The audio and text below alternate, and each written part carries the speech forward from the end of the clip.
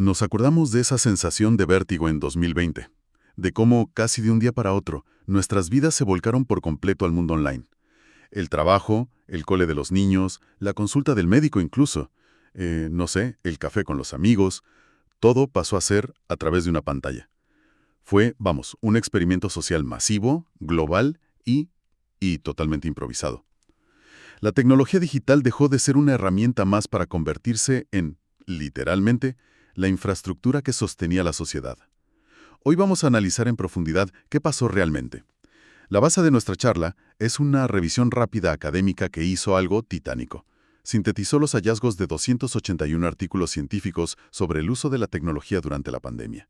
Y para que nos entendamos, una revisión rápida es una metodología de investigación que está diseñada para destilar conocimiento a toda velocidad en medio de una crisis. Es como un mapa de un territorio que está cambiando bajo tus pies. Exacto. Un mapa para entender un terremoto mientras todavía está ocurriendo. Y lo interesante de este mapa es que nos ayuda a responder a la gran pregunta, ¿no? ¿Esta digitalización forzosa fue una historia de innovación y resiliencia increíbles o más bien una advertencia sobre sus consecuencias? Para responderla, el estudio se guía por 4 ejes que, bueno, también nos servirán de guía hoy. A ver, ¿cuáles son esos ejes? Pues mira, primero, las herramientas. ¿Qué tecnologías concretas se usaron? Segundo, los protagonistas. ¿Quiénes las estaban utilizando? Tercero, la acción. ¿Para qué tareas específicas? Y finalmente, que es lo más importante, el veredicto. ¿Qué efectos reales tuvo todo esto? Perfecto. Es un marco de análisis muy claro para un tema que es increíblemente complejo.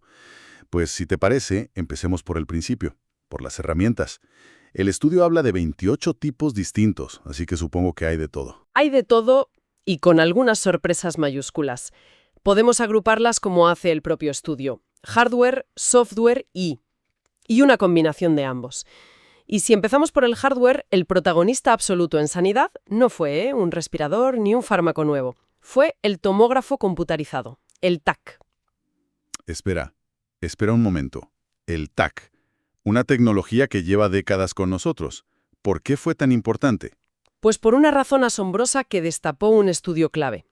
Descubrieron que, en las primeras fases de la pandemia, los TACs de tórax tenían una sensibilidad para diagnosticar la COVID-19. ¿Una sensibilidad? Superior a la de las PCR. ¿Superior? Superior a la de las primeras pruebas PCR. ¿Me estás diciendo que una imagen del pulmón era más fiable que una prueba de laboratorio que estaba diseñada específicamente para detectar el virus? ¿Cómo? ¿Cómo es posible eso? Bueno, hay que pensar en el contexto de ese momento. Las primeras PCRs no eran tan fiables como las de ahora y tardaban mucho. Y el virus dejaba una firma muy característica en los pulmones, una especie de patrón en vidrio esmerilado. Un radiólogo experimentado podía ver esa firma en un TAC en minutos y decir con una probabilidad altísima si alguien estaba infectado. Esto permitió aislar casos mucho más rápido, ¿sabes? Es que es un dato absolutamente contraintuitivo y fascinante. La vieja guardia de la imagen médica superando a la biología molecular de vanguardia. ¿Y más allá de los TACs? Pues el estudio menciona otras cosas que ya suenan más a ciencia ficción. Robots para monitorizar pacientes a distancia, drones para entregar material, vehículos automatizados. Pero vamos, seamos realistas, para la inmensa mayoría de la población el hardware clave fue el que teníamos en el bolsillo o en el escritorio. Al mundo. Y ahí es donde entra el software a lo grande, claro. La ventana necesitaba un programa para poder mirar a través, sí. Precisamente. Y el software estrella, vamos, sin ninguna duda, fueron las plataformas de comunicación por vídeo. El estudio menciona las que todos sufrimos y disfrutamos, ¿no? Zoom, FaceTime, WhatsApp, Webex, Google Hangouts se convirtieron en el tejido conectivo de una sociedad confinada. Y todas ellas tuvieron sus 15 minutos de fama y en algunos casos de fallos de seguridad, ¿verdad? Recuerdo el pánico inicial con la seguridad de Zoom, el llamado Zoom bombing. Absolutamente. La adopción fue tan masiva y tan rápida que la seguridad fue a remolque. Pero su adaptabilidad fue asombrosa. En sanidad para teleconsultas, en educación plataformas como Blackboard o Coursera, y en la vida diaria herramientas que ya existían como Google Trends se reconvirtieron en instrumentos para rastrear la propagación del virus. Vale, y nos queda la tercera categoría, esa mezcla de hardware y software. Aquí es donde la cosa se pone realmente interesante, Isam. Y un poco más oscura, si quieres. El ejemplo paradigmático es la inteligencia artificial. Un análisis que recoge la revisión es casi un catálogo de todo lo que la IA puede hacer en una crisis. Se usó para alertar de brotes antes de que fueran oficiales, para rastrear la propagación, para predecir dónde surgirían los siguientes focos, para ayudar a los radiólogos a interpretar esos tags de los que hablábamos. Suena increíblemente potente. ¿Dónde está la parte oscura que decías? En la última aplicación que menciona el estudio, el control social. Y aquí la palabra es importante.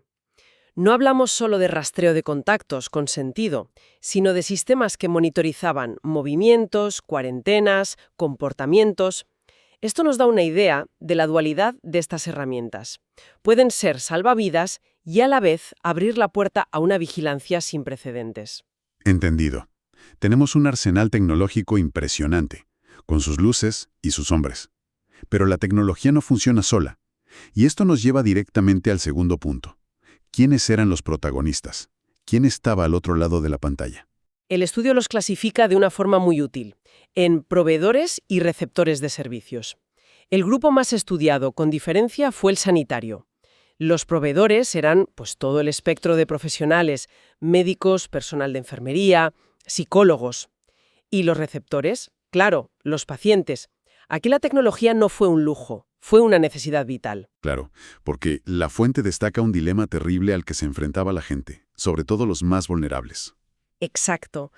Pensemos en un paciente de cáncer, en tratamiento, o alguien con una enfermedad crónica. Tenían que elegir entre dos opciones terribles. O ir al hospital y arriesgarse a un contagio, que podía ser mortal, o quedarse en casa y posponer un cuidado que era esencial. La telemedicina no fue una solución perfecta, para nada, pero ofreció una tercera vía, una válvula de escape a esa elección imposible. Y fuera de la sanidad, el otro gran campo de batalla fue la educación, claro. El segundo grupo más grande, sin duda, educadores y estudiantes. Y para que no se quede en algo abstracto, el artículo cuenta una pequeña historia que lo ilustra todo. La de Leonardo Roya, un matemático de la Universidad de Nueva York en su campus de Shanghái. ¿Qué le pasó? Pues que la crisis le pilló de viaje y se quedó atrapado al otro lado del mundo mientras sus 33 alumnos de un curso avanzadísimo de álgebra lineal estaban en China. Tuvo que improvisar desde cero cómo dar una clase compleja, con fórmulas, demostraciones, a través de una pantalla, con la diferencia horaria, sin los recursos de un aula. Es la anécdota que captura el reto titánico al que se enfrentaron millones de docentes y alumnos. Es una imagen muy potente, ¿sí? Y hay un tercer grupo, el del teletrabajo, donde el estudio dice que todo se vuelve más borroso. Sí, porque en el teletrabajo la línea entre proveedor y receptor se difumina por completo. En una misma mañana, un empleado puede estar en una reunión recibiendo instrucciones como receptor y 5 minutos después, en la misma silla y con la misma aplicación, está presentando un proyecto a un cliente. O sea, se convierte en proveedor.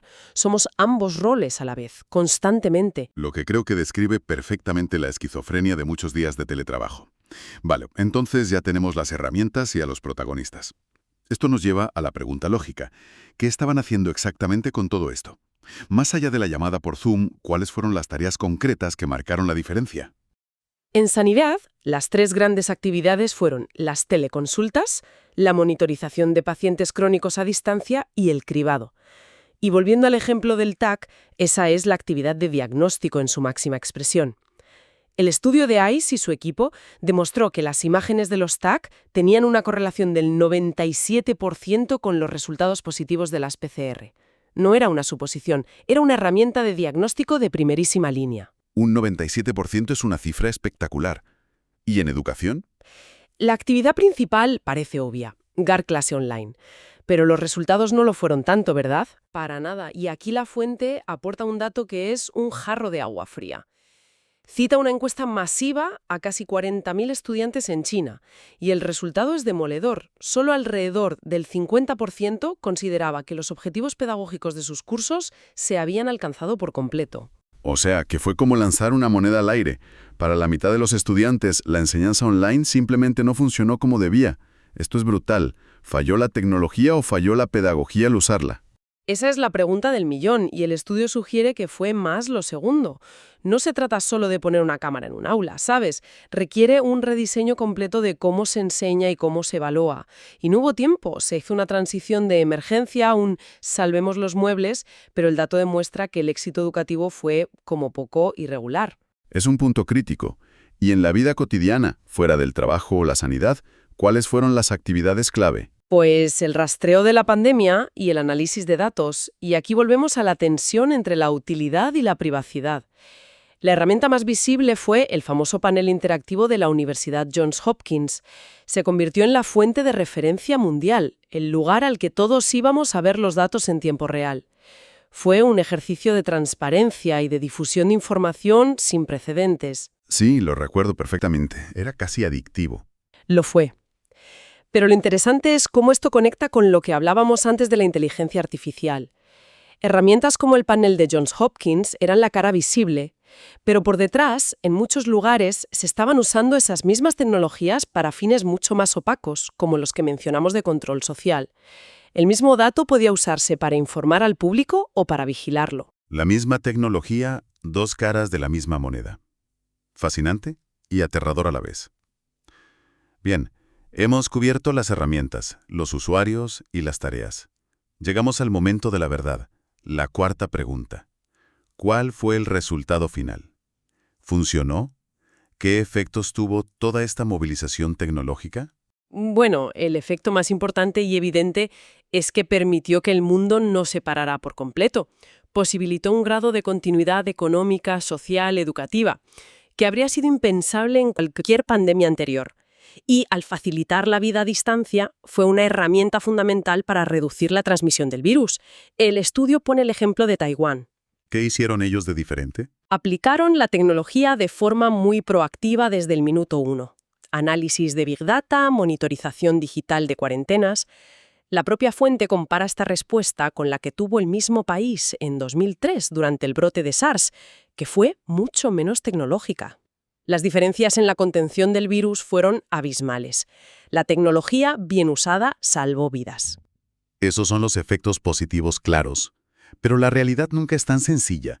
El estudio también señala efectos mucho más complejos, con luces y sombras. Por supuesto, el teletrabajo es el ejemplo perfecto. Un estudio que se cita encontró una paradoja que seguro que nos suena a todos. Por un lado, muchos trabajadores sentían que su eficiencia había aumentado. Menos interrupciones, menos tiempo en desplazamientos. Pero por otro lado, esa misma eficiencia se pagó con un debilitamiento de los lazos sociales con los compañeros y del sentimiento de pertenencia a la empresa. Ahí has tocado un punto clave que creo que resuena con casi todo el mundo. Mayor eficiencia, pero menos equipo. Es la gran paradoja del teletrabajo, ¿no? Sientes que produces más, pero a la vez estás más solo que nunca. Explica muchas de las tensiones actuales sobre la vuelta a la oficina. Totalmente. Es un arma de doble filo. Y la revisión no se corta a la hora de señalar efectos directamente negativos o como mínimo muy preocupantes.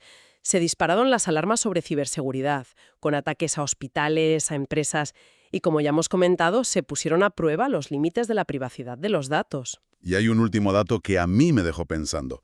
Uno que rompe esa idea de que más información es igual a más conocimiento. Un torrente de información digital sin precedentes, el público general mantenía varias ideas erróneas importantes sobre la COVID-19. Es la gran ironía. Estábamos más conectados e informados que nunca en la historia, pero al mismo tiempo quizá más confundidos. ¿Cómo se explica eso? Demuestra que la tecnología es un amplificador. Amplifica la información veraz, como el panel de Johns Hopkins, pero también amplifica la desinformación, los bulos y el miedo. Más tecnología no se traduce automáticamente en una sociedad mejor informada. A veces, solo en una sociedad más ruidosa. Entonces, si tuviéramos que hacer balance, este análisis nos pinta un cuadro de una complejidad enorme. La pandemia no inventó la transformación digital, pero la aceleró a un ritmo que nos habría parecido ciencia ficción en 2019. Vimos tecnologías clásicas como los TAC superar a las pruebas de laboratorio y a la IA predecir brotes como el parte meteorológico. Sí, pero a la vez, la revisión es muy honesta con los fracasos y las lagunas. Nos muestra que casi toda la investigación se obsesionó con la sanidad, dejando otros ámbitos como el trabajo o la vida familiar mucho menos estudiados. Y sobre todo nos recordó que la tecnología es solo una herramienta, no una varita mágica. La educación online fue un éxito a medias, y la hiperconexión no nos salvó de la desinformación. Es una conclusión agridulce. Nos salvó del colapso, pero nos dejó una serie de problemas nuevos y complejos. Exacto. Y esa es la reflexión final que propone el estudio, la que mira hacia el futuro. Nos obliga a pensar en las consecuencias a largo plazo con las que estamos lidiando ahora mismo. La normalización de la desinformación, los riesgos de ciberseguridad o cómo la brecha digital se ha convertido en una nueva forma de exclusión social. Entonces, ¿cuál es la pregunta que nos deja para el futuro? La pregunta es potente. Ahora que esta infraestructura tecnológica ya no es una opción, sino que está profundamente arraigada en el tejido de nuestra sociedad, la pregunta es, ¿cómo diseñamos conscientemente su futuro? ¿Cómo nos aseguramos de maximizar sus enormes beneficios mientras mitigamos activamente los gigantescos riesgos que esta adopción masiva, rápida y forzada ha dejado al descubierto? Ya no podemos improvisar.